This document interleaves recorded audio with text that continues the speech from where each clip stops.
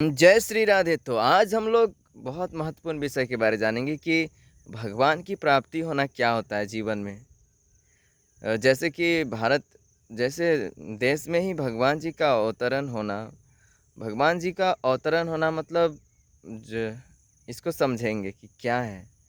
तो जीवन का जो मूल उद्देश्य है, जो साधु संतों द्वारा पहले रचित था या फिर कहें ये जीवन भी एक परीक्षा ही है, जिस परीक्षा में हम लोग भाग ले रहे हैं।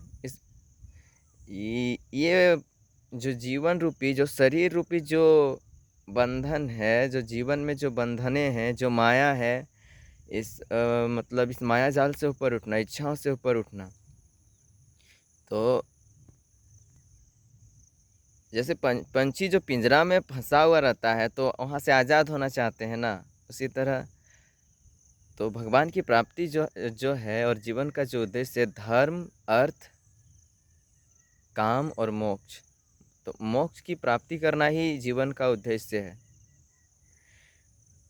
तो धर्म के अनुसार हम लोग चलेंगे। जो धर्म का मतलब सिर्फ पूजा आडम्बर नहीं, जो अपना कर्म है, एक कर्म को चुन के धर्म के अनुसार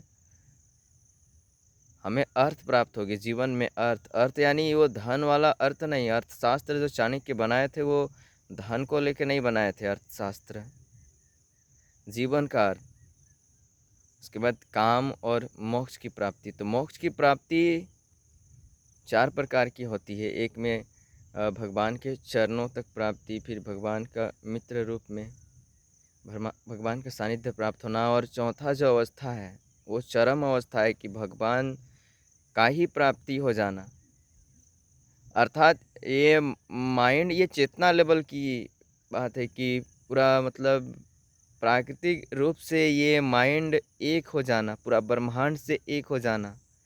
ये शरीर फिर दो रहता ही नहीं है। फिर आत्मा और परमात्मा का मेल हो जाना।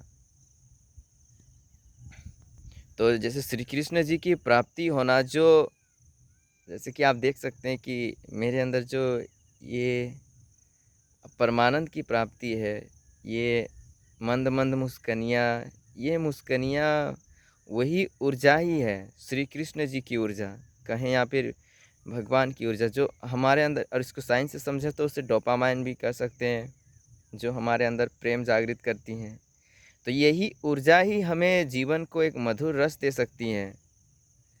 नहीं तो जो करोड़ों रुपया धन दौलत कमा रहे हैं, वे भी तो उसी परमानंद की, उसी चीज़ को प्राप्त करना चाहते हैं। फिर करोड़ों रुपया कमाने के बाद और चाहिए, और करोड़ों रुपया, तभी वो परमानंद की प्राप्ति है। पर ये तो अपने ही अंदर है।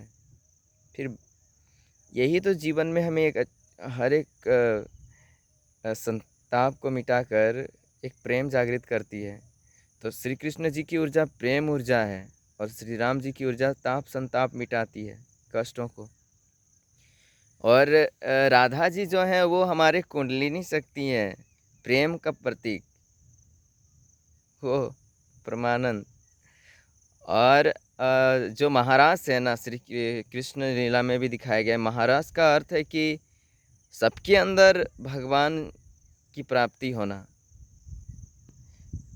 भगवान सबके अंदर है, उसे जागृत करना, यही है महारास। आत्मा से परमात्मा का मिलन का मधुमास है, यही महारास है, यही महारास है।